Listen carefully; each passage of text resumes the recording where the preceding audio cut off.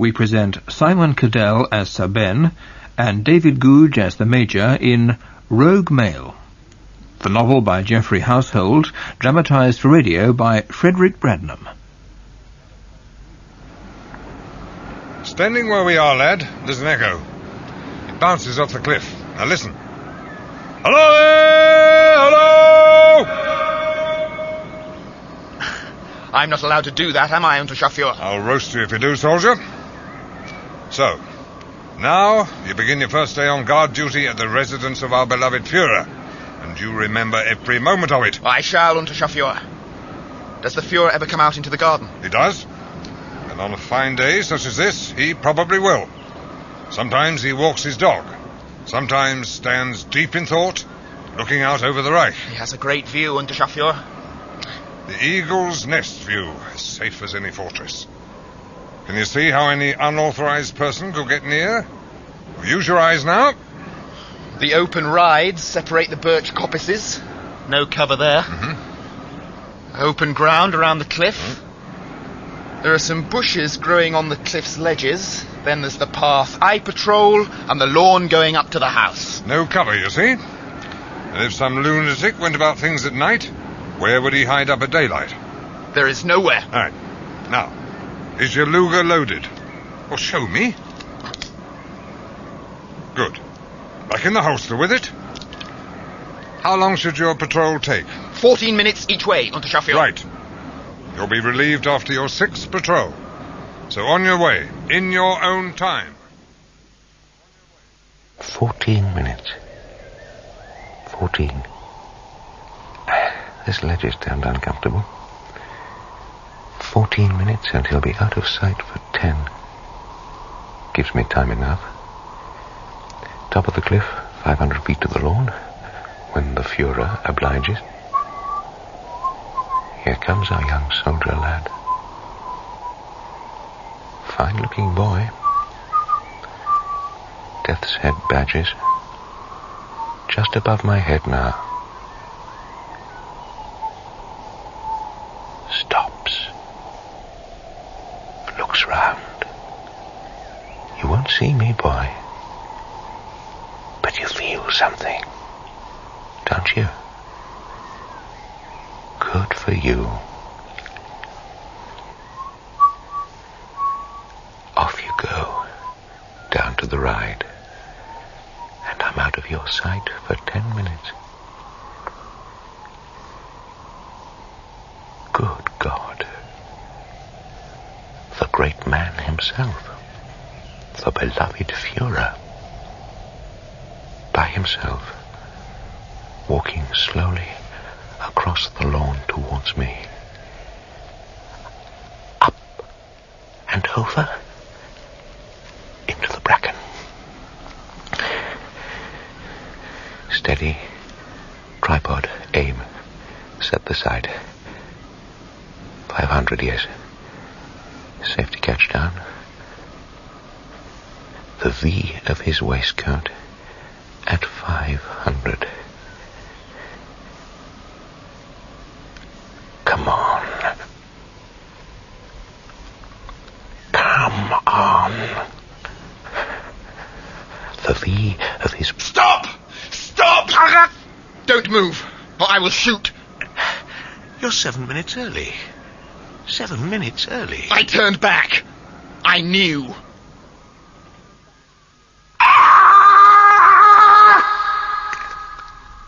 That was your shooting eye, sir. I know. What's the matter, soldier? Want to be sick? Please, I must go. Clear off, then. Out you go. What a pity you turned back, soldier. He'll get a stomach for it in time. Now we must wait for the Obersturmbannführer. Where did you learn to speak our language so well? Would it help you to believe my story if I told you? Your story is so hard to believe it could be true. A sporting stalk, you call it? Hunting big game? God, he's not a pretty sight, is he? Obersturmbannführer. Our Foreign Service know who you are, Sir Ben. I told you who I am. Yes, you did. You are well known. As an explorer, big game hunter, and an eccentric at 39. An eccentric. You're wealthy, they say. A baronet. An old English family, and you wanted to shoot our Führer. I hope you've told your Führer about me. The Führer doesn't wish to be kept informed. Sensible of him. It seems on the face of things that your mad story is true. You were working alone and for yourself. I was. What next? You were 5 days getting here? Going across the country? Yeah, I told you. By night.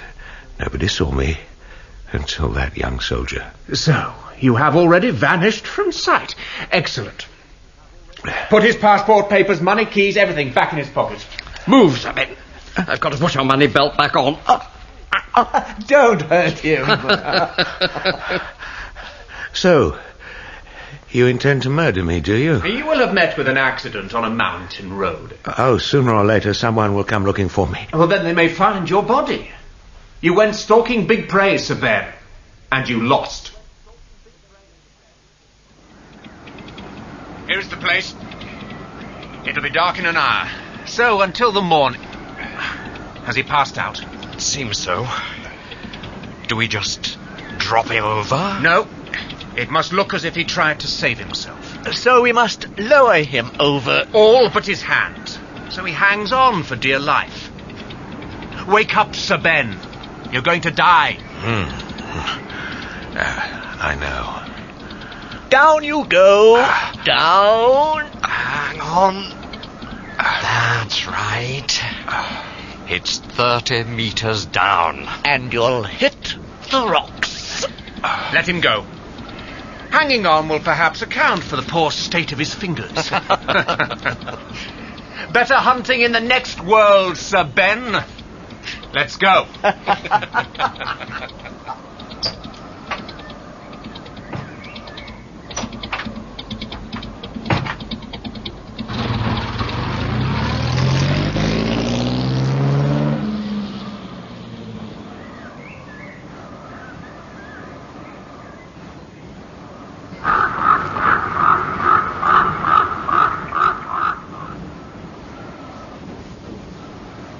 Why hang on to life? Why does the rabbit try to outrun the stone? A few seconds more of life. Impossible to give up until my hands give way. Going, falling. God have mercy. Oh, my soul!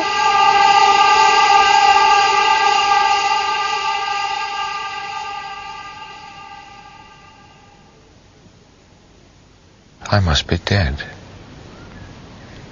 This is consciousness after death.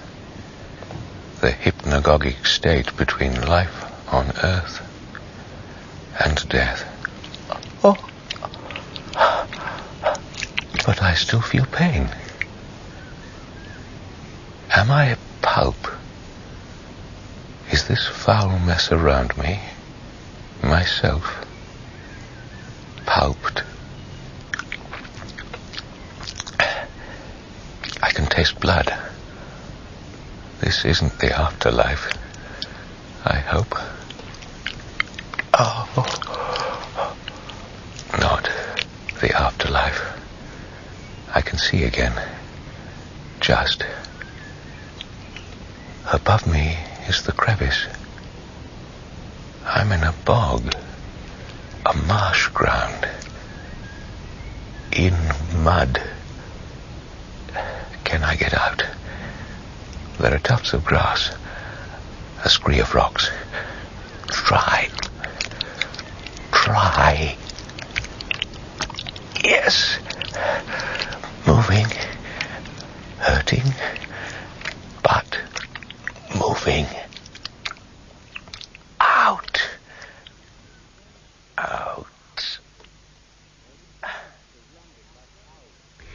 Made in Bond Street, London, by Fowler's. A beautiful rifle. And the telescopic sight is perfect. He would not have missed. He would have killed the Führer? A large bullet, high velocity. He was a fine shot. How could he have missed? Then the fate of the Reich. One Englishman playing a game. A deadly stalk. He would have changed everything. Who can replace the Führer? But fate was on the Führer's side and not the Englishman's. Are we to check his body, Obersturmbannführer? I have been ordered by Gruppenführer Heydrich to recover his body. We shall tell the world that he fell when out shooting. That's more or less the truth. We must take a large stretcher. His body will be broken up. Yes.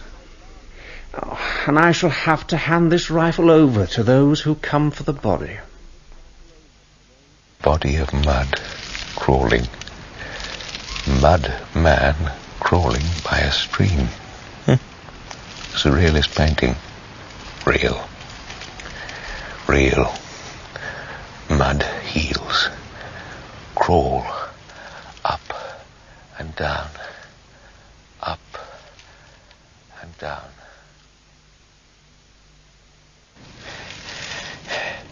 Here I'm near enough to the large trees.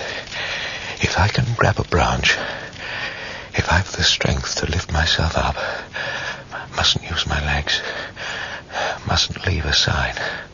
God, give me strength. I've done it. Hold on.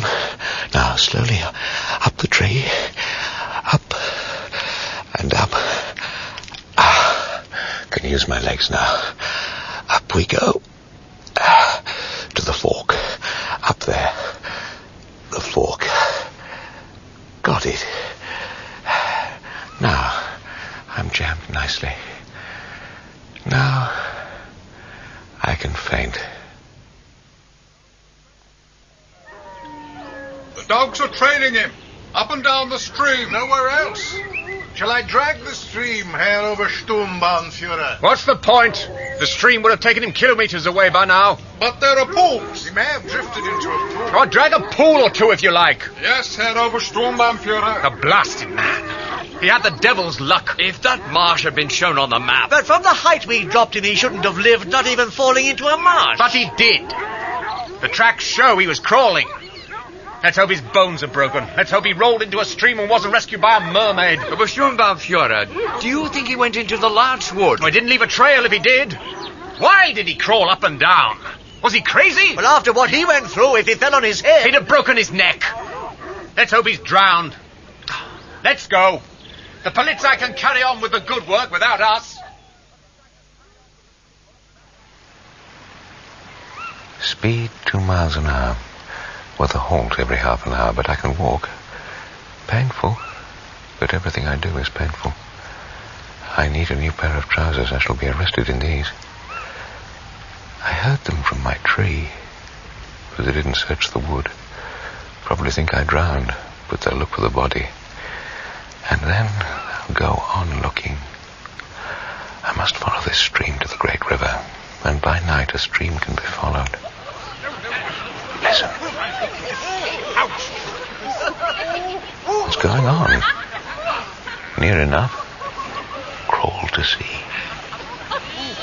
Nude bathing by moonlight. Trousers. Oh, give us a cuddle. Oh, give us a kiss. I'm getting out. This water's too cold for me. Poor Hans. Look, he's all shriveled up. There's not what can be said about me. Shall I come and warm you up, Hans? See how he runs. Hey, where's my trousers? And Klaus's. And Gert's. Hey, someone's taken our trousers.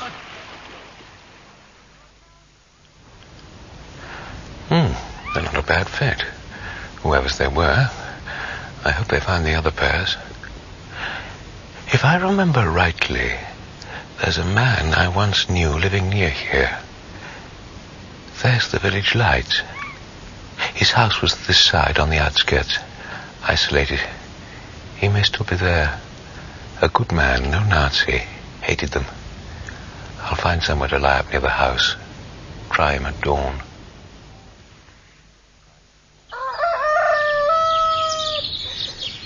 Hello. Going fishing? Yes. Who are you? I know you. It may be as well if you don't know me. God almighty. You're Ben, aren't you? Yes. My hands also. See? So you're in trouble. I don't think anyone knows that I'm alive, but you. Come inside. I'm alone these days, and there's no one about at this hour. Food? You look starved. Thanks, yes, something I've been living from the land. I need to clean up, too. And some better clothes. Did you borrow the trousers? From someone called Hans. Sit down, then. Hey.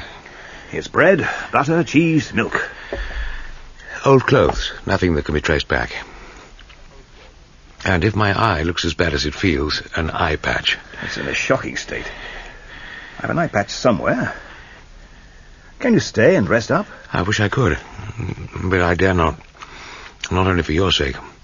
They may believe I'm dead, but until they find my body, you know that they'll go on looking, watching. They will. And they've spies everywhere. And if you've some old washing and shaving kit to take with me? Yes. What will you travel as? I hadn't thought. What do you suggest? You speak the language like an educated man. A schoolmaster. And you've had an illness. The eye has to be kept covered. Yes. And I'm taking a walking holiday. That'll do. The food tastes very good, but my stomach won't take too much. I'll give you something to take with you. And you'll need a worn old rucksack. And some large gloves? I've plenty. You'll need them for fishing. I'll get things together for you. Where will you head? The river? Yes, where I can get hold of a boat. Money? Plenty. They put all my things back on me, including my money belt and map, before they...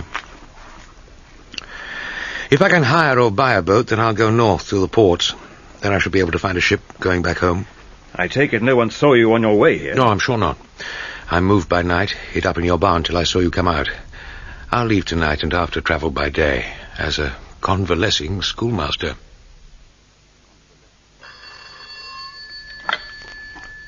Chief of the Ortspolizei, Area 7 speaking. Yes, Herr Obersturmbannführer. Yes. The Führer's safety. Yes. A man, speaking excellent German, about 40, yes. 1.83 meters tall, lean. Bruised right eye. Wears gloves, finger. Yes, I understand. Straight away, Herr Obersturmbannführer. Heil. Demeter, at once. Yes, Chief? Reports of the last 2 weeks. All of them, Chief? Yes, this is a matter of the Führer's safety. The Führer's? At once, Chief. Excellent German, so he's not German. Tall. Bruised eye, torn fingers, no nails. He's escaped from Gestapo custody, poor devil. Would his clothes be torn? The reports, Chief. Are there any reports of men's clothing being stolen? From shops? No, from clotheslines. A lover in a field losing his trousers. It would come under stolen property. Things are quiet at present. Not many thefts. What about this? Hans Holtschmidt of Pfaffenhofen had his trousers stolen when bathing in the Ord 2 weeks ago. Good. Excellent. At Pfaffenhofen, reports of suspicious persons? Anybody with a poor eye, wearing gloves? I remember this coming in last week. Let me see. Yes, here it is. At Regensburg, a man with an eye patch claimed he was a schoolmaster wearing old clothes. Kept his hands covered. Good. Why did he attract attention? The report comes from a plainclothes creeper. The man had enough money on him to buy a boat. A 3-meter dinghy from Vakerli, the boatman. Yes, we have eyes and ears everywhere these days. Do you wonder that there's so little crime? He bought a dinghy. Sail only? The report mentions a red sail, but no motor. So, he probably sailed downriver from Regensburg to the Rhine or the Elbe. I wonder where he's got to by now. But the SS Obersturmbannführer will be interested in our information, I'm sure. Come in, sir, and shut the door. I'm the first officer of this ship. Vane's my name. What can I do for you? Here's my passport. I'll take my eye patch off.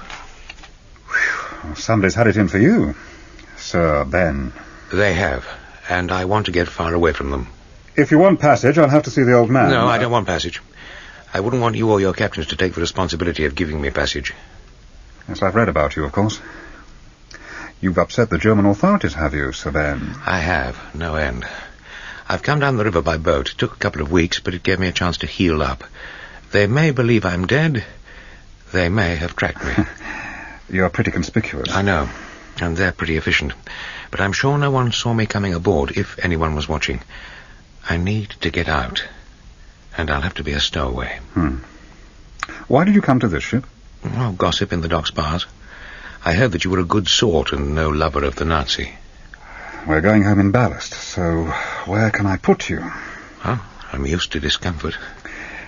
There's an empty freshwater tank, which we've never used. It's about 10 feet by 10, 6 feet high. You've lived in worse places, I guess. It sounds just the thing. Everyone's on shore, but for the cook and myself. So now's the time. I'll organise a mattress, blankets. I should get the cook off the ship, though. Yeah, I could do with a bottle of whiskey. I've the money. Good. I'll send him for it. When do you sail? Tomorrow, midday. And where do you dock? We're going up the Thames to Wandsworth Docks. I'll send the cook off and then get you into the tank. You'll have to keep the top open a bit for air, and shut it if anyone comes. And don't breathe.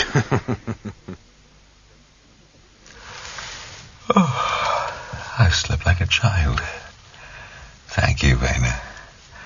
Mattress, cushions, blankets, as good as the Ritz any day. What's the time? 8. Vena will smuggle some breakfast in, and we're sailing in a few... Something's up. Close the lid.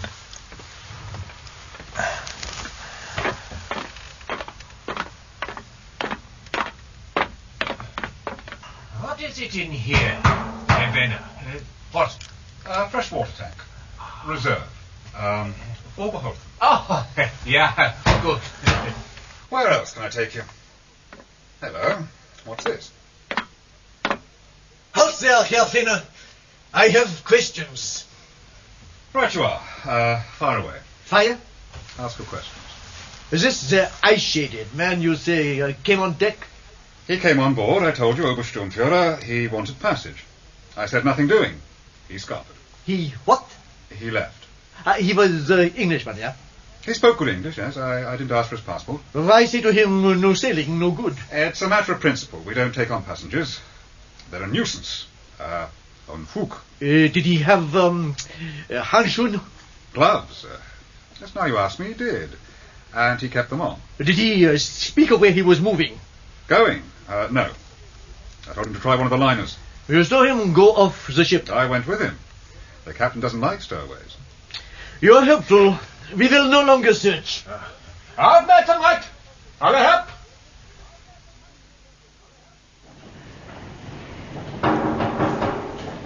Vena here, Sir Ben.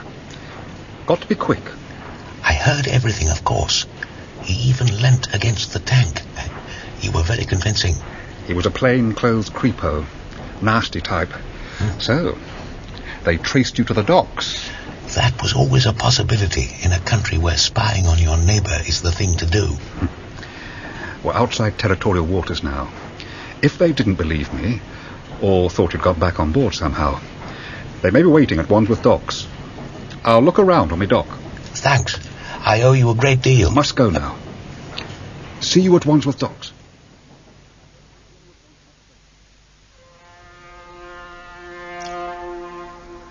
There's a man on the dock side with binoculars.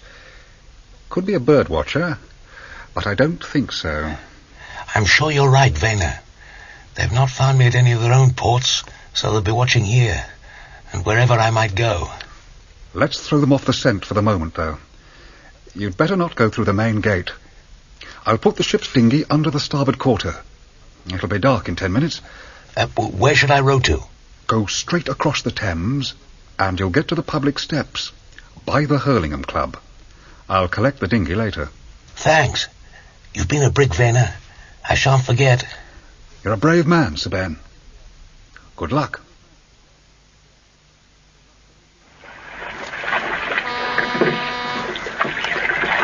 London, here I come. Thank the Lord. When I land, where to? Not my club. Got to keep away from my usual haunts. Cheap Kensington hotel would be best. Must see an eye specialist. Make up a story for him. Stop rowing. Look. See? Can't see anyone. Can hear the hum of traffic. Can see the soft lighting between the London plane trees. It all seems so peaceful. So safe. I could weep. But is it safe for me? I have to risk seeing Saul in Lincoln's Inn Fields. He has power of attorney. Tell him I have to disappear for a while. Here we are. The Hurlingham steps. No one about. No. Well, young couple on a bench. Much too concerned with each other to notice me. Oh, I never thought I'd make it this far. I'm glad to see you, Ben. I'm glad to be here, Saul. Why is your head bandaged? It's the right eye. I saw a chap in Harley Street who treated it and told me to keep it bandaged for a few days. I take it that you've been abroad. Yes, all over the place. Large gloves?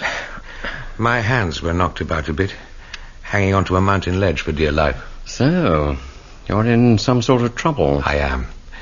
And I need to disappear, Saul. Oh. A man came to see me last week with some fictitious tale concerning, well, of all things, the Married Woman's Property Act. He looked the perfect military man, about your age, slim, fit-looking. He said he was a neighbour of yours in the West Country and was continually referring to you. He knew the sort of stuff about you which, well, he could have mugged up. Called himself Major Quive-Smith, a hyphen between the Quive and the Smith. I don't know him. Was he English? Well, I thought so. Did you expect him not to be? I'm not answering any questions, Saul. I can't. Can't? Just one. Were you in the employ of our government? No, it was my own business, but I have to disappear. Well, can't you go to Scotland Yard? You'd be trusted. And knowing who you are, they keep things quiet. I've thought about that, but I doubt if they believe me. And if they did, then I could be disgraced. It's as bad as that, is it? Yes. So I have to vanish, but here, in England. I need some money, as much as is possible. Well, you've 5,200 available at the bank. 5,000 will do. I'll write a cheque for it. Send Peale with a letter. Shall we have lunch? Somewhere quiet? I'd rather not leave here more than once. Oh, like that, is it?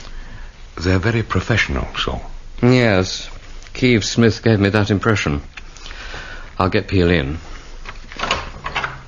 Oh, Peale, come in a moment, will you? Peale knows all the private detectives who are likely to be hanging around Lincoln's Inn. Divorce case nonsense, you know. He's on good terms with them, so if they're strangers... Yes, sir? Will you go to the bank, Peale? I've written a cheque. Yes, sir. Before you go, is there anyone taking an interest in our offices? There's a tall, thin man who wears a dirty mac and pretends to feed the birds who's been in and out of the gardens for the past week. I'm reliably informed that he has a colleague in Newman's Row. The birdman has been using the nearest telephone box a lot this morning, sir. Thanks, Peale. That's most helpful. I'll be off to the bank then. Well, I hope your head isn't too badly hurt, Sir Ben. No, just the eye. Makes you most conspicuous, you know. I'll be off, sir. Conspicuous. Yes, I'm an easy target. They've seen me arrive here, that's for sure. I'll have to throw them off my trail. You'd better eat. I'll send out for a cold bird and some beer. How are you going to keep the money? I have a money belt. Have you a back door? Heavens, no. But I'll get Peale to show you out into the little streets around the fields, so at least you'll get a good look at your hunters. Yes. Yes, the Birdman is about 50 paces behind us, Sir Ben. Anyone else? Not that I can see. Holborn tube station, you said? Yes, I should be able to shake them off there. Yes, indeed. Holborn has 2 levels. No, I forgot 3. There's the Piccadilly line and the Central line, both reached by escalators. Then there's the 1 stop line, back and to Aldwych Station. That's reached by a lift. Just 1 lift and an awful lot of stairs for when the lift is out of action. Huh. So, with a little chopping... Across the road, just ahead. Major Quive-Smith. Ah, yes. His trousers are too narrow. Not by much, but no decent English tailor would countenance such a thing. He has a very English name, though. Did he take you in, Peale? Oh, no, sir, I'm afraid not. Not British military for sure, and his English is too perfect. He could be a European military man, however. Dutch or German, probably. Well done. Take it you're not staying at your club, sir? Oh, no, cheap hotel west, and I must lose them before I get back there. Quive-Smith has preceded you into the tube station, I see. Decent of him. Well, here we are. Well, good luck, Sir Ben. Remember that Aldwych line, to and from. Could be useful. Thanks, Peale.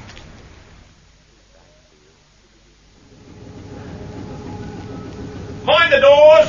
Phew, just made it.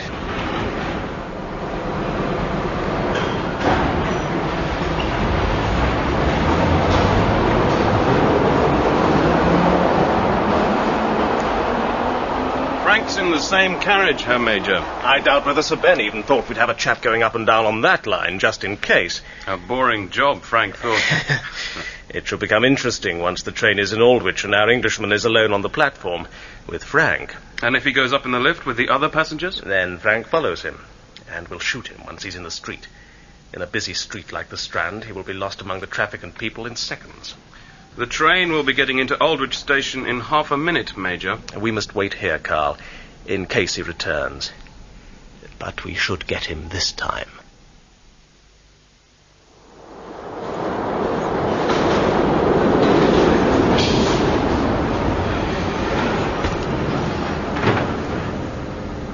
Aldwych! All change, Aldwych! I don't like the look of you. Blue flannel suit, black hat, brown and white shoes. Go out. Go towards the exit. Yes. He's one of them. Hanging about on the platform. Steer clear of him. He's gone out of sight. Waiting for me. Nothing for it but to nip down the tunnel. Mind the live rail. It's as dark as Hades. Get into a recess. Here. He's got a flashlight and a revolver.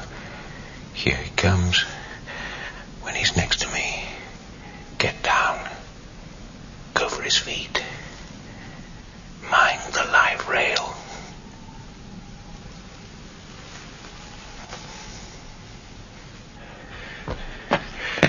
Got you, my friend!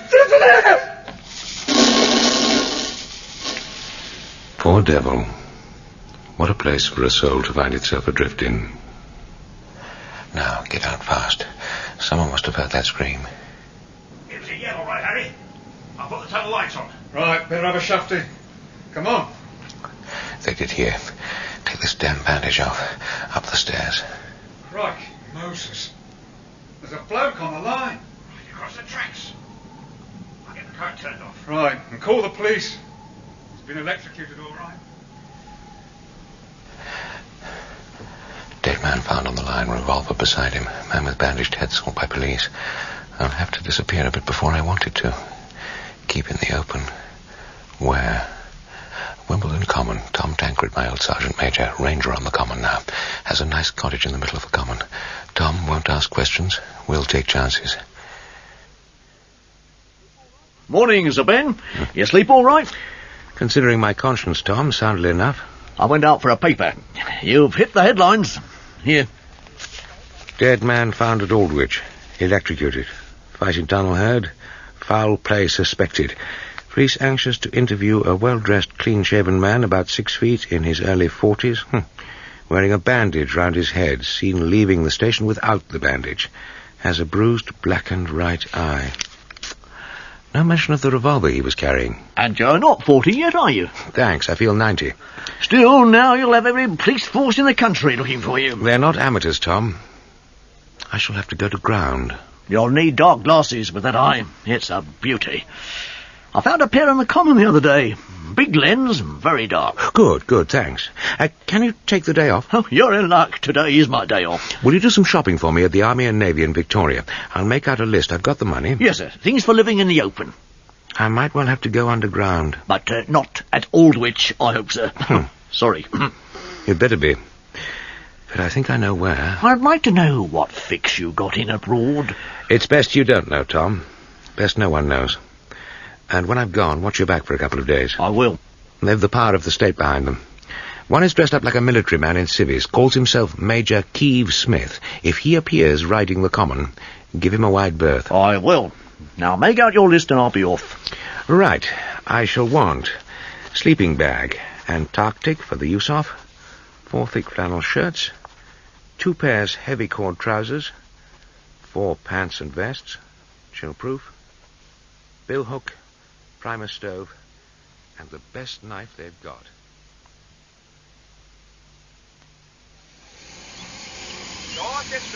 Dorchester, danger for all stations to Blandford. Dorchester.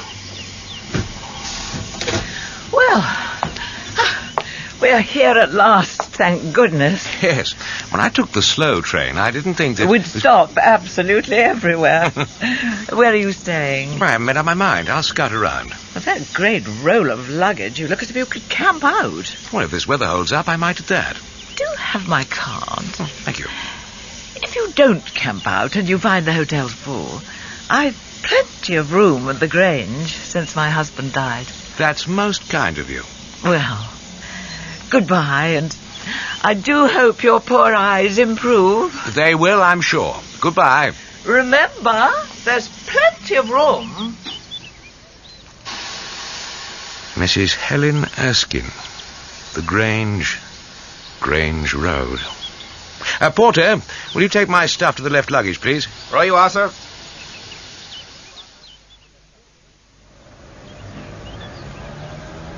Was Mrs. Erskine just what she seemed? Or would I wake up in her bed to find Quive-Smith in the room? Not going to risk that, Mrs. Erskine. Sorry. Traffic is busy. Holiday season in full swing. What do I use to travel to the green haunts of Dorset? Car is no good, can't be hidden easily. It'll have to be a motorcycle. Who may have such a thing for sale? Try a pub for information. Half a bidder, sir. That's 7 pence, if you please. Well, here's a bob. Keep the change. Thank you, sir. Are you visiting these parts? Yes, I was thinking of touring around if I can find some transport. You want a nice old car, do you, sir? Not really. Stuffy things, cars. I prefer a motorcycle if I can find anyone prepared to sell me one. Well, no, that is funny. I know old Haddon in the garage in Duck Lane has a mobike with a sidecar. He was £20 for it, though. Well, sounds just the thing. I'll go and see him. Where's Duck Lane? It's all go today, sir. Holiday week round here. There she be. You driven one before? Yeah, a few years back in the army. Oh, that's good, for they're tricky things like with a sidecar. Got a bit of weight to put in it, have you? I've some heavy luggage. I used to put the wife in it. She weighs well. But now we've got an Austin 10. It's taxed, I see. I've got an insurance. Good. But can you see to drive proper, like, in those dark glasses? In good light, yes. Nasty things, eyes, when they get bad. Yes. I've had an infection which is clearing up. £20, you said. 20 quid. Here we are, 4 fivers. Oh, thank you, sir. I'll fill her with petrol for cash down.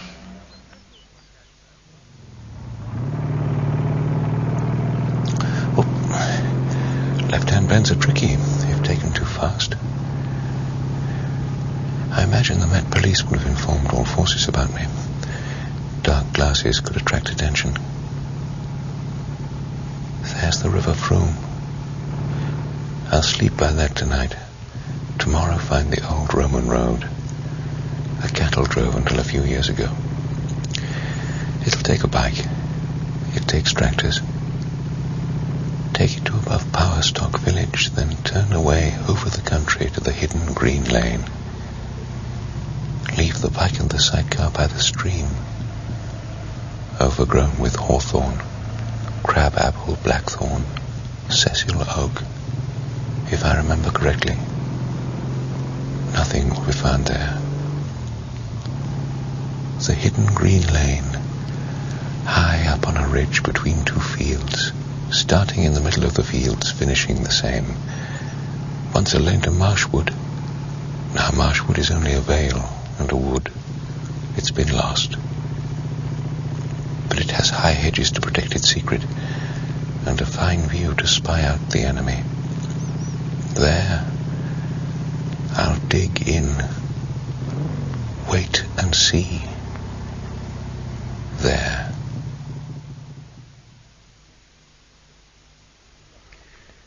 A message is coming through, Herr Major. Not Herr, Karl. I've told you. Just Major. And always Quive-Smith, even as now. Just as you are Mr. Karl Mellows, my manservant, even now. We must live our parts. Yes, Major. I will remember. The message reads, "Report as to progress on our big game hunter. Revenge is necessary." Progress? I shall let them know that I've obtained police cooperation. Police cooperation? That is good. As from yesterday, strictly unofficial. A detective inspector at Scotland Yard. We discovered he was a black shirt, so we watched him. He has to be paid, of course, but not too much. And our Sir Ben has vanished into thin air? For the moment, yes. There is no sign of him at his club, his solicitors, barber, tailor, and he is not at his country house. But I think he sent someone to buy things at the Army and Navy stores. What was bought there? Things for camping, warm clothing. An old soldier type of man purchased them, paying cash. I had an idea Sir Ben would want such things, but would not try to buy them himself. This old soldier? Untraceable. But our Englishman is going to ground. Has to, doesn't he? For it's not only ourselves who want to settle scores. The police would also like to find him. They are sure, I'm told, that he killed Frank, that the revolver was his, not Frank's. It was an English make, of course. I believe he will choose the county of Dorset to go to ground. It's the county he knows best. He will bury himself away like an animal that hibernates. I understand. But, Major, he will have to come out for supplies and to see what is happening. I agree. But will he be recognizable? He will have grown a beard, let his hair grow. He will look like an eccentric scholar. The police here have at last circulated a description of him to the West Country forces. They suggest he has a beard. There is also the eye. How does he disguise that? Or does he not bother? Oh, someone will see him, and remember, they must. Or he may become careless. So send Berlin a signal. Hope to report progress soon. Have police cooperation. Now my burrow is livable in, I'm keeping this journal for my own amusement. 6 weeks ago, by dark, I found my secret lane. It's as I remembered it, for I came here a year or so ago with the woman I loved, and we found it together by chance. A deep sandstone cutting, overgrown at each end, flanked by high hedges along its 100-odd yards length. It lies between two pastures and looks out on two farms. It's not on any map.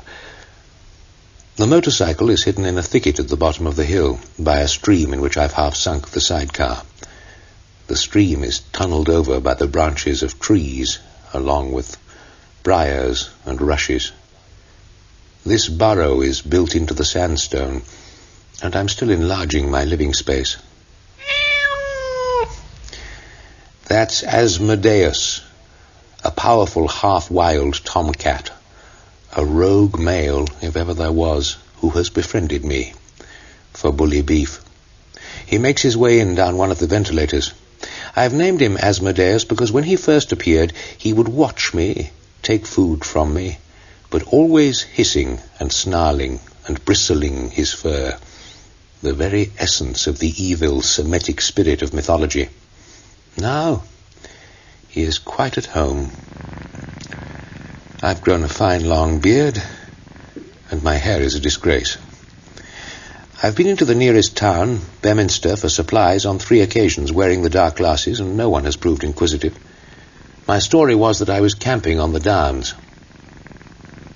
I felt the lack of reading fodder, so I've written to Saul to send me some books, addressing them to Professor Fulsham at the Swan Road sub-post office in Lyme Regis. I scouted out this quiet shop on the outskirts of the town a little while ago. Now that the holiday season is over, I think it wise to give Beminster a wide berth, whereas Lyme Regis has a number of visitors the year round. Dark glasses will no longer be necessary. My eye is no longer swollen. It only looks odd, rather like a badly made glass eye. So, tomorrow, as the eccentric professor, I shall visit the little sub-post office for my books. I feel as safe as that. Morning. What can I do for you, sir? Has a parcel of books come for me? I asked for them to be sent here. Professor Fulsham is my name. No, I don't remember no books coming. I'll have a look. Oh, I forgot to lift the blind, so I can't see a thing. Ah, that's better. No books, though. There's a letter, though. Oh, thank you. Here you are. Could I have some Players Navy Cup? What's the matter? You feeling unwell? Don't you come no nearer. You keep your distance. What the devil? They're looking for you. The police are. Damn and blast! Oh, my goodness. Oh, dear, oh, dear. You there, operator? Hurry up, hurry up. What number do you require, please? I want the Lyme Regis police station, quickly. What is their number, caller? I don't know it, do I? I'd have told you if I did. Hold on, I'll look it up for you. It's a matter of life and death. The London Tube killer's on the loose. It's 555. I'll ring it for you. Ringing. They'll be having their morning tea break, I know. Lyme Regis Police Station. Desk Sergeant here. I've seen the bloke in the drawing in the papers. Have you, madam? The one you want to question about the London Tube murder. Oh, yes, madam, do we? Who are you? Mrs. Whelkes. Swan Road sub-post office, you daft apes. Oh, Mrs. Whelkes. Who is this man who you thought you knew? I don't know him. I only saw him. He's got a funny eye and a long beard. Speaks like a gent. Says he's a Professor Fulsham. Professor Fulsham? That's what he calls himself. There was a letter here for him from London. He's the man wanted for questioning about that Aldgate Tube murder. Or was it Aldwych? That one, was it? Thank God the penny's dropped. Well, thank you, Mrs. Whelkes. I'll inform the Chief Inspector. Which way did this man go? I mean, that may help to catch him. Out the bloody shop door, of course. Catch him? You lot couldn't catch a cold. Saul's letter was unsigned, of course. It told me that after the papers had published my description, Haddon in Dorchester told how he'd sold his motorcycle and sidecar to a man answering to the description. Then a couple of weeks back, the police issued a further description and a drawing of a man with a long beard, untidy hair, and dark glasses. I had been seen in Beminster, and the police also mentioned that without the dark glasses my damaged right eye would be obvious. They thought I might be living in the open on the Dorset Downs. I was feeling too safe, and the hunted animal must never feel safe. Today I managed to get back here by the skin of my teeth, and with the help of a car in which the owner had kindly left the keys. The area around my burrow is swarming with police. My motorcycle and sidecar are a worry. As soon as things grow quiet, I must have a look to see if they've been taken away. Now, however, I must lie low. I'm safe enough here, although I no longer feel it. But no police search party is likely to discover this burrow.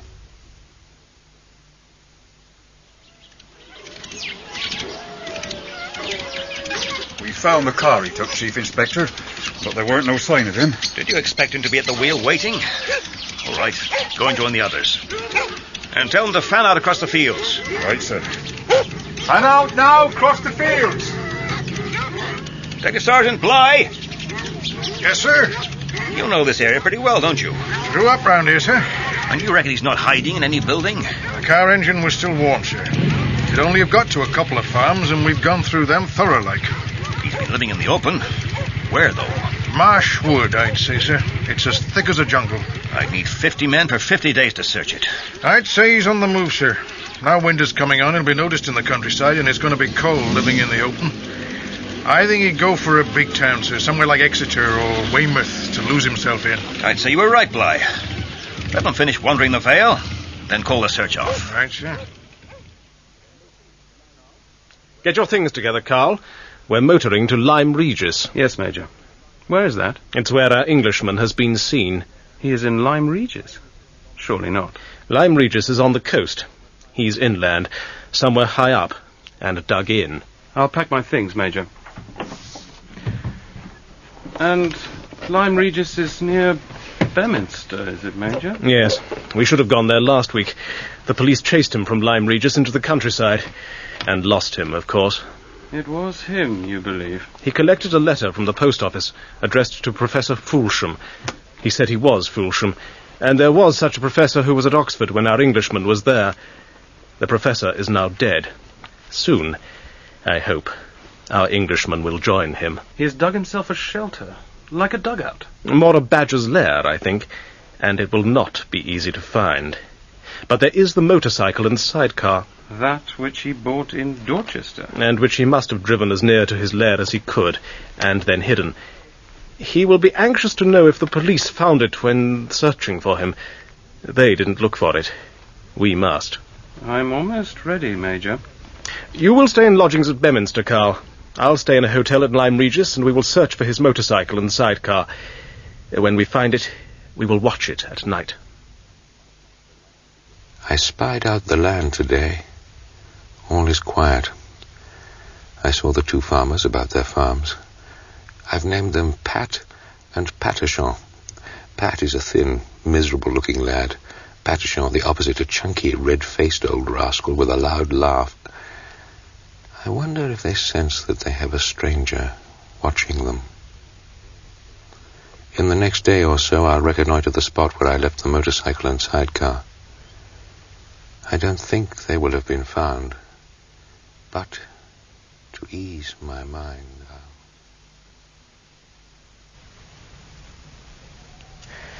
I'm seeing in the dark as well as any night creature. I'm now about halfway through this rough little wood. There was a glade, half-circle of ground.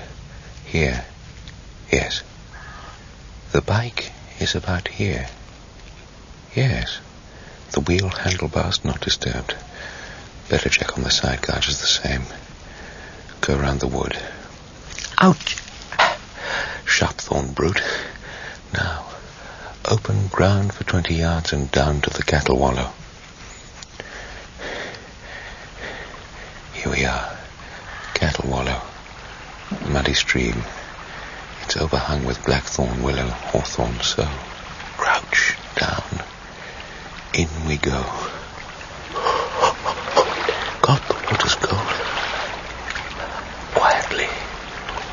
Quietly. About 30 yards down from the wallow. Hard work is mud and water. Must be coming to it. Yes. I think I can see it. Yes. There it is. Hasn't been touched. That's a relief. Take a breather before getting back.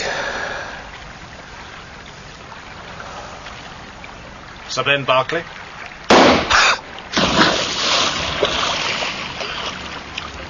Heil Hitler.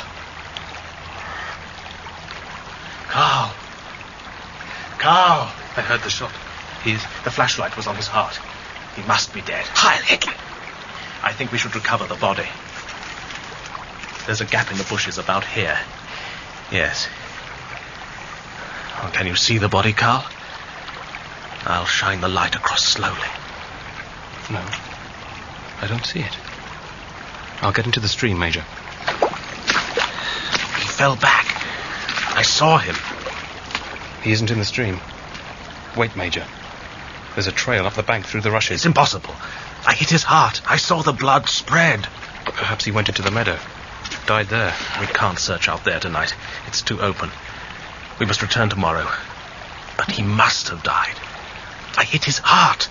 I saw the blood spread. His voice, saying my name softly, so astounded me that I couldn't move. A thin beam of light flashed on my face and dropped to my heart with a smashing blow. I was knocked backwards, unconscious for a second or so. I heard him saying, "Heil Hitler," as I came to. Then as I crawled up the bank, thinking I must be wounded but feeling no pain, I heard him calling, "Karl, Karl." I got to my feet and bolted for home. The shock of being so horribly ambushed left me shaking for an hour. I'm only alive by sheer fluke. The bullet from a .45 revolver had turned on the nickel of the flask in my breast pocket and came to rest, so I found later, in the fleshy part of my shoulder, so near the surface that I squeezed it out with my fingers. Quive-Smith, I'm sure it was him, made the mistake of not examining his kill at once, for he had seen the bullet strike at the heart and watched the stain of whiskey spread, which, in the dark, looked like blood. The Almighty looks after the rogue male. My tracks from the stream up to this lane may be seen in daylight. I must conceal this burrow even more. Cover the door over. Use the chimney as entrance and exit. He came up this way all right. His tracks are now too feeble to see. Stop a moment. Let's see what we have in view. Directly above us is a hedge which seems to start in the middle of 2 fields and stop after about 100 meters. That is so. And otherwise the fields are divided by barbed wire, as if at war. From here it seems there are 2 hedges, not one. Try the glasses, Karl. See if you agree. Here. Yes, you're right. It is a lane, not a hedge. Get off my land, you up there! The thin, sour-looking farmer. So sorry. We were trying to find a shortcut back home. You find some other way. Just get off my land or I'll have the law on you. Trespass is a matter of civil law in England. He'd have to prosecute us, not the police. A strange country. I don't think that farmer is a man in whose house I'd choose to stay. The other farmer, perhaps? Quite different. He looks a bluff John Bull. I'll pay him a visit tomorrow and offer him generous terms for rough shooting on his land. I'm sure that somewhere on his land, somewhere in that lane, perhaps, our Englishman has gone to ground. If he is still alive, Major. There was no blood on his trail. My bullet must have been deflected. A cigarette case? Such things happened in the war. He is being a difficult man to kill. I shouldn't have been so sure. I should have shot again. You keep off my land, you hear? Keep off! I'd quite like to take a pot at you, you sour-faced idiot. Watched by Asmodeus, I've cleared the ends of the lane so it doesn't appear so secret. I did this at night. By day, I sleep and watch. Quive-Smith was dropped at Farmer Patachon's today with his bags and his gun by his companion, Karl, I assume, a young sturdy lad who drove the car away. Later, my would-be assassin and Patachon were walking the field by my lane. I saw and heard them clearly. I can't think why your neighbour wouldn't let his little bit of shooting. Because he's a sour man, Major. He's got a chip on his shoulder. Does he shoot at all himself? No, he bain't a man for fun. Don't bother with him, Major, for there's been nothing in the edge up here, not on his side nor on mine, all this year. How's that? Well, see for yourself. Neither bird nor beast. It does seem deserted. Why? A perishing cat. A big Tom. Oh, I can't trap him, I can't shoot him. He's as fast as lightning. Do you think he's watching us now? Oh, more than likely. But he's cleared the edges all right. The name Quive-Smith is a good choice. It suits him. He's tall, fair, slim, about my age, and could pass as a member of half a dozen nationalities according to the way he may cut his hair and trim his moustache. From what I heard, he speaks perfect English. Perhaps too perfect. Asmodeus. That's the second time these last days he's come down the chimney with a rush, crouched as he does now at the back of our den, untouchable, malignant. A sure sign that somebody is in the lane. By now I'm sure that Quive-Smith has made his first exploration of the lane. And Karl also. Are you comfortable here, Major? Oh, I am, Karl. The farmer and his wife do their best for me. I've walked the lane, Major. And? I can't see any trace of our Englishman's burrow, but it is hard to see into either hedge.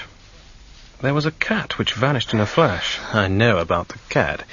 But you think you saw our Englishman by the lane? Oh, perhaps. I was stiff from sitting in a hollow in the field. All afternoon I'd been watching for him. I saw the other farmer fetch his cows in, so I decided to go into his field. I got to my feet, and as I did, I saw a movement at the end of the lane. It was nothing but the most fleeting of movements. I raced up the hill, but there was nothing. Would it have been the cat? No, it was a larger movement, the movement of a man which vanished. I went down the lane itself, which is something I don't fancy doing. You're at the mercy of anyone in that sunken lane, Major. It's the perfect place to hide. He must be there. How can we flush him out, Major? We can't. It would attract attention. He must be weary of living like an animal in its den. I'm weary of hunting him. I think we must lure him out. Yes, Major. How do we do that? By ignoring him, not visiting the lane, not being seen around. Then perhaps he will think we've given up. Yes, but he won't be sure. So, to be sure, one way or the other, he will have to come here. By night, of course. And I'll see to it that I'm at the window. The farmer's dogs will tell me he's about. Then he'll have to run for it, and I'll wait for him to return to his lair. I write with a shaded candle. A few days ago, Quive-Smith nearly caught me. I was prowling the hedge when he suddenly rose from a fold in the meadow. He raced up the hill, and I only made my burrow by seconds. Since then, he and Karl have been in the lane a number of times. I dare not leave the burrow, although it now stinks. Asmodeus visits for short inquiries, but I'm sure he won't stand the dirt and the stench for much longer. God knows I'm weary beyond belief of this hunt. I feel that all my initiative is at an end. There is nothing I can do but wait. I endure without reason. My luck is at an end. I hope for nothing. I haven't moved from this burrow for 13 days, and for all this time there's been nobody about, I'm quite sure. For my hearing is now so acute that I hear every movement in the lane. I've poked my head out of the chimney now and again, and seen that all around me is untouched. Asmodeus refuses to visit any more. I can't blame him. Has my would-be assassin gone? I must find out. Must. Tonight, I'll steal down to the farm as best as my stiff limbs will let me. Oh, it's good to be in the air again. To move again. To smell the countryside smells and not those of my stinking lair. I've chosen a good night, by luck. No wind for once, clear sky, but no moon. If I find Quive-Smith is still there, I'll take to the open country again. The thought of returning to my burrow, no thanks. The farm is quite clear.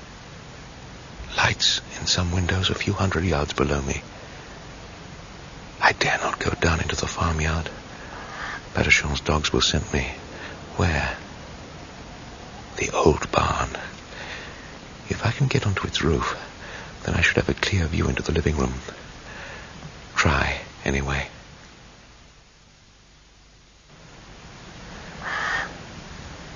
Tiles don't feel too secure. But I'm on the roof. Dogs don't know. Up to the ridge. Now, over. Carefully. Hang on here. There's the living room. And at the window is Quive-Smith playing chess with Patachon's daughter, a pretty domestic scene. God rot his soul, God rot his Führer's soul, and his party, as if it has one. With a rifle from here, I couldn't miss. Although he keeps his head close to the girls. Damn and blast him. What do I do? Something's moving. Bloody hell, the roof is caving in. Go in.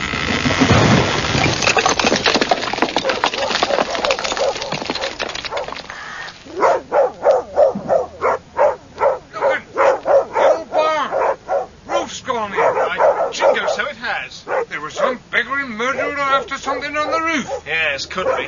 Let's have a look. All right, you dogs, all right. Now, quiet now. Patch, quiet, Darky, quiet, I say. I can't see signs of anyone. It's too damn dark. But look, see where my flashlight is. Oh, the old beam's given in. Gone down proper. I'll be damned. Pile of wood dust. Death Watch beetle, that's what it was. It only needed a little extra weight. Yes, there was someone on the roof then, there were. It does seem so. That barn's been there 300 years, and now some beggaring, thieving murderer has to bring 'em down. You better get in, and let your wife and daughter know what went on. What? I'll scout around to see if I can find a trace of anyone. Don't wait up for me. Last night, I completely lost my nerve. So when the roof of the barn caved in, I came back here, like a frightened beast to its lair, a beast that didn't think, panicked. I should have stayed in the open. At least I went all over the place before I got back here. No one can possibly pick up my trail. Today has been quiet. No one in the lane. Listen. There is someone. Listen. Oh, my God. They're clearing the undergrowth. They found me. The door. Are they breaking in?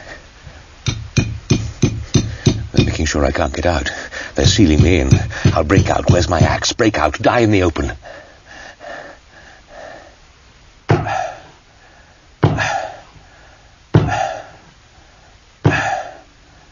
Can you hear me? Sir Ben? Can you hear me? Yes, I can hear you. You won't be able to break down the door. How did you find me? After the barn roof came down, I went up here to the lane. If it was you on the roof, I knew you'd not come straight back, so I waited for you. It was so simple that I was half afraid it was what you wanted me to do. I wasn't going to kill you. I never meant to. I counted on you leaving me alone. You would only have exchanged me for the police. I had to see if you'd gone. You lured me out, didn't you? I was beginning to believe that you'd gone, or were dead. But I thought if you were alive, you'd come looking for me. And I damn well did. What are you going to do about me? Tell me, the shot. Did it wound you? Only superficially. A bullet hit my flask. I wondered if it had. Would have been a cleaner death than this. My dear fellow, frankly, this situation is a difficult one. Why? You guessed I was dug in somewhere, didn't you? Of course. But I was hoping to catch you out in the open. I wasn't expecting this. I'll be difficult to kill quietly in here, you mean? I wasn't expecting this to happen. You can't risk being seen if you try to smash this barrow up, and starving me to death will take months. So? Now your death seems wholly unnecessary. I'd say the only alternative was the zoo. I'm afraid you wouldn't survive in captivity. If my superiors take my advice, you'll go free. On what conditions? Trifling, but we needn't go into that yet. Now, how are you off for food? Reasonably well, thank you. Nothing I can bring you from the farm? I think not. Listen, Quive-Smith, which isn't your real name, I'm sure. It seemed to me to be a good name for the Englishman I am now, and it has the same 2 capital letters as my own name. Has it? You won't get any more out of me than your Gestapo did with torture. And how can you stay here indefinitely? And what can you do? I can stay here for months. Months. You understand? I and my companion are going to study the habits of the badger. We shall shortly install a camera. You'll attract attention, even in these lonely parts. I doubt it. Who comes near here? Only that disagreeable peasant who owns the field above your head, and I would like the opportunity to meet him on neutral ground. It'll be a war of attrition, and I could see you off. You can't get out, my dear fellow, without being shot. And we would have to shoot. We can, remember, block your ventilators and this chimney so you would have no air. I've a lot of air in here. It's putrid, but air. Until I was well and truly unconscious, I'd dig upwards for air. As I said, it's a difficult situation. We must stop talking now. My companion, Karl, will share the watch with me. He is young, strong, and a devoted member of our party. Yes. Yes, I've had a good look at him from up here.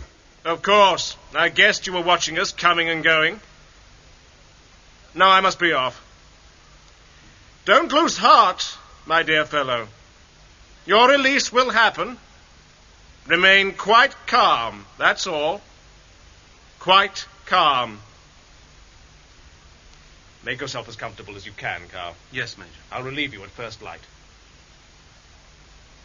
Remain calm. But he sounded weary. As weary as I am.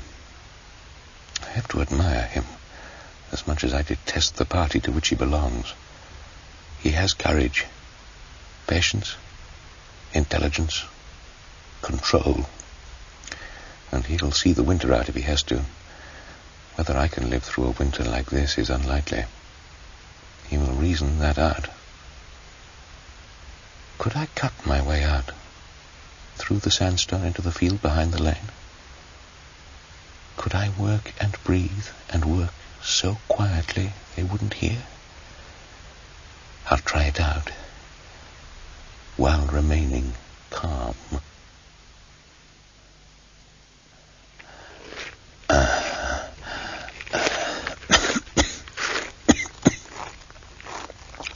Cleared. 6 inches in an hour. Cut. Dug out. Cleared. He doesn't know what weapon I have. Or if I have anything. My mind isn't... lack of air. I can't breathe. Dark here. There's a cloud. Swaying in the dark. Can't breathe.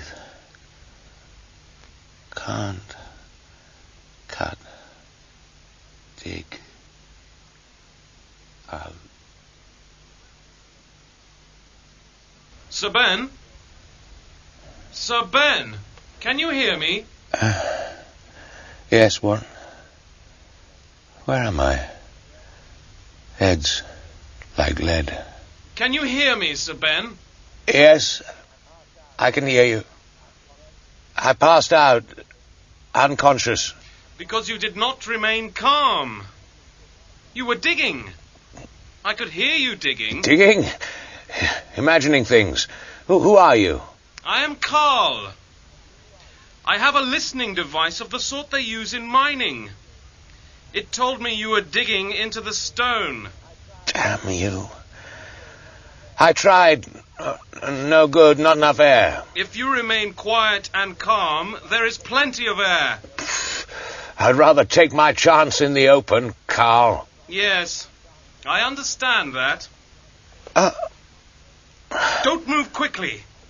Remain as still as you can. Then you'll recover. Hard to sit up. Did the wild cat visit you? Yes. Called Asmodeus. He gave up. The stench down here. I want to give up. Now he visits me. I think for food. Well, why don't you break down the door? We don't want you to die now. I've a large sum of money on me. You know I can't be bribed, so why try? My mind's fuzzed. I want to sleep. No! Listen to me. Get beneath the chimney. Do that, I will pass you down a drink. Move now! Yes, I'll move. Try, yes. Good evening, my dear fellow. Karl tells me you were foolishly busy all day. Not all day, 1 hour.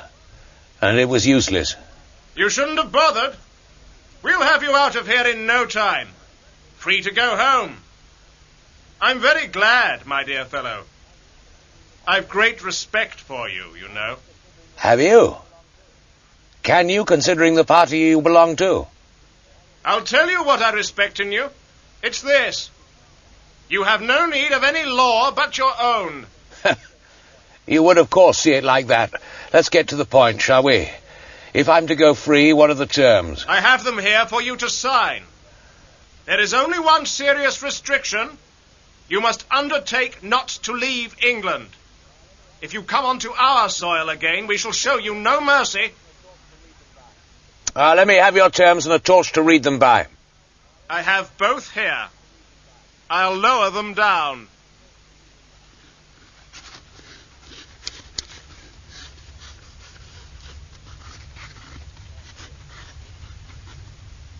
Thank you.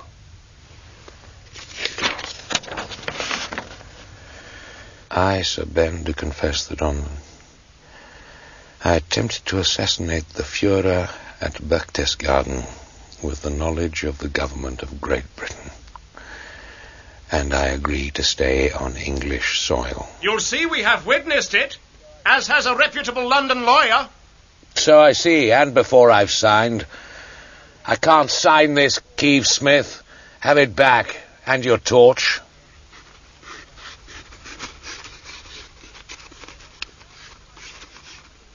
I don't understand you, my dear fellow. I mean, since you don't believe in anything but yourself, why not sign? I believe in many things beyond myself, and I don't sign lies. You're a good Englishman, so you should know that truth is always relative.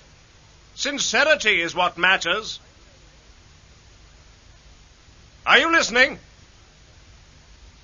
I'm hearing you. Ah, yes. Then let us deal with practical things. Why, for instance, did you attempt this assassination? I wanted to see if it was possible. And you really did mean to shoot? Yes, of course I meant to, and would have, if that young soldier hadn't turned back. Did you think such an assassination would settle something? It often has. Read your history. I can't believe you didn't talk it over with someone. No, it was all my own idea. Who would believe you? You have friends in high places. If you had pulled the trigger and we had hushed things up, would you have told your highly placed friends what you knew? I probably would have said what I suspected, that the Führer was dead. I wouldn't have said how I knew. They may have guessed, knowing you. It would be a wild guess. Yes. Who would believe a sporting assassination? I shouldn't want anyone to believe me. No. You're a law unto yourself. I find it incredible, you know, that you hate us to such a degree. It sounds as if you had a personal grudge against the Führer. Had you? In a way, yes. In what way, Sir Ben? He's the head of a state which caught and shot A woman I knew. A woman you knew? We came here together a year or two ago. So, you decided to shoot the Führer? For love? For love? You are a law unto yourself. I'm not saying another word. You better tell your people that I'm not signing anything. And then get on with the business of trying to kill me. Yes. Well, we shall see. How long? 5 days? 7? Drifting in and out of consciousness, preparing to die. They leave me alone, but for can you hear me? I say I can. Make sure I'm alive. Are they there now? Must be. Listen. Quiet. He comes. He's more curious now than afraid. Had stopped his curiosity. A shot? What at? They find something funny? Can you hear me? I can. I've something for you. Dropping it down now. Thank you. God, what? Blood, carcass. It's you. Asmodeus, you poor old boy. You were beginning to trust them and they shot you. Why, for God's sake? Was he your last living friend, my dear fellow? Bill bastard, God rot your soul. I hope he'll not smell too badly as he decomposes. I won't notice the stench down here is such...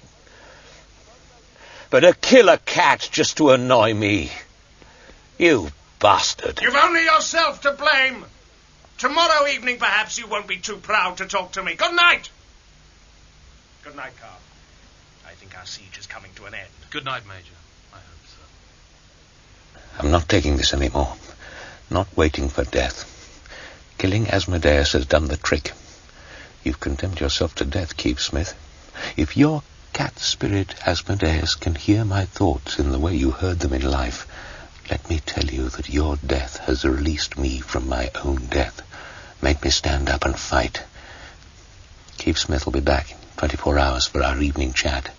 I think I know how I'll revenge you, and your strong old carcass will play its part.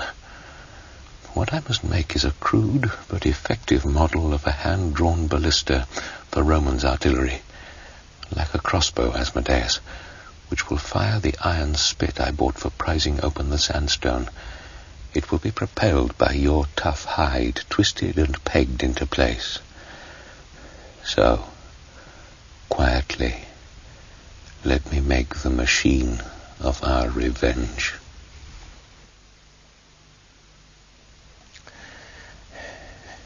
It's growing dark, and Karl will come on duty in 10 minutes or so.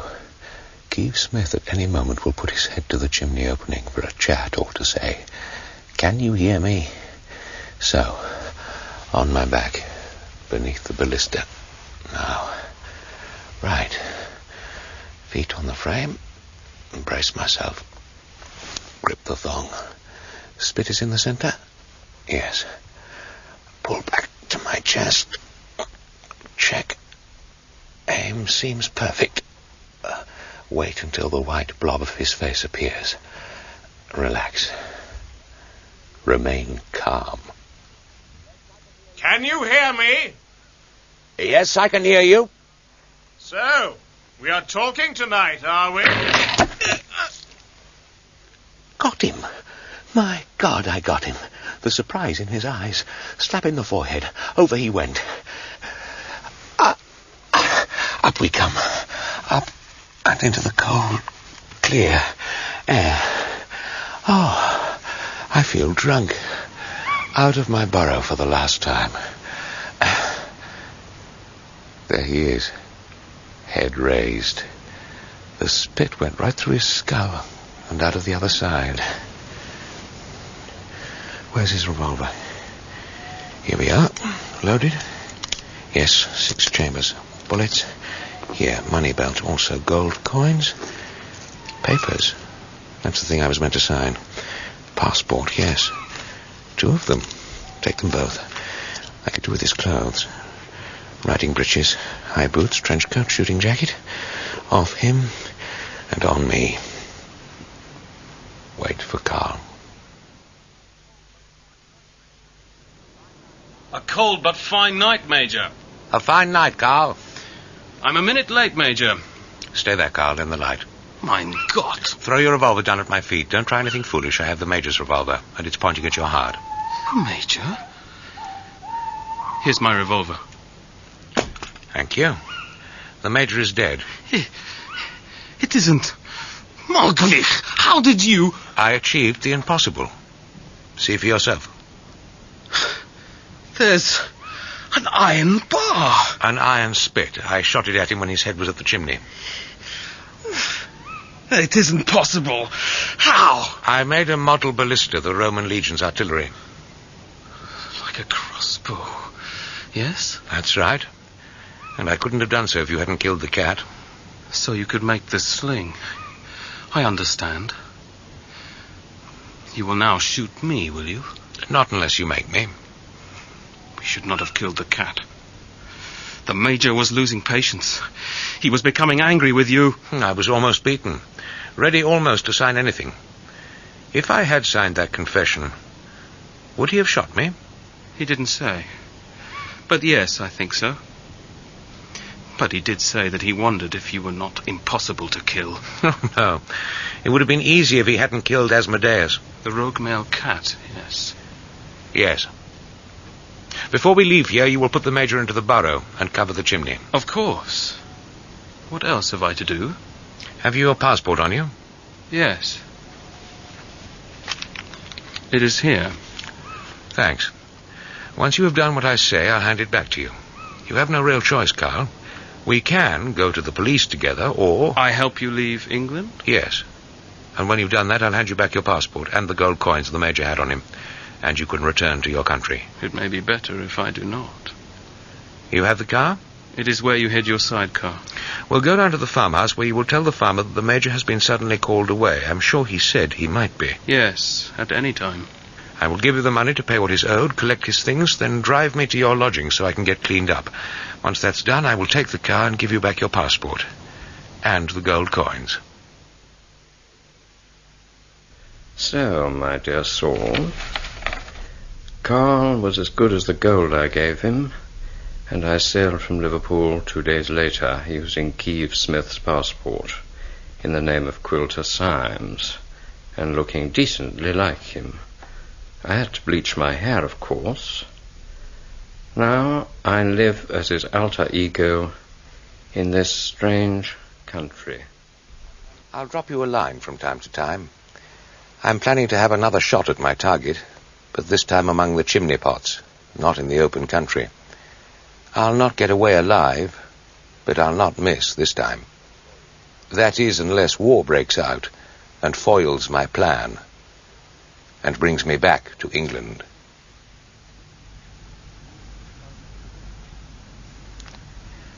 Simon Cadell was Sir Ben, and David Goudge was Major Quive-Smith in Rogue Male. Karl was Ian Michie, the Colonel Christopher Scott, the Police Chief Geoffrey Whitehead, Fisher David Rose, Vena Philip Sully, Saul Leslie Heritage, Peale Ian Targett, Tom Jonathan Scott, Mrs. Whelkes Ysanne Churchman, Patachon Manning Wilson, the Barmaid Susan Sheridan, and Mrs. Erskine was Joan Matheson. Geoffrey Household's novel was dramatised for radio by Frederick Bradnum and directed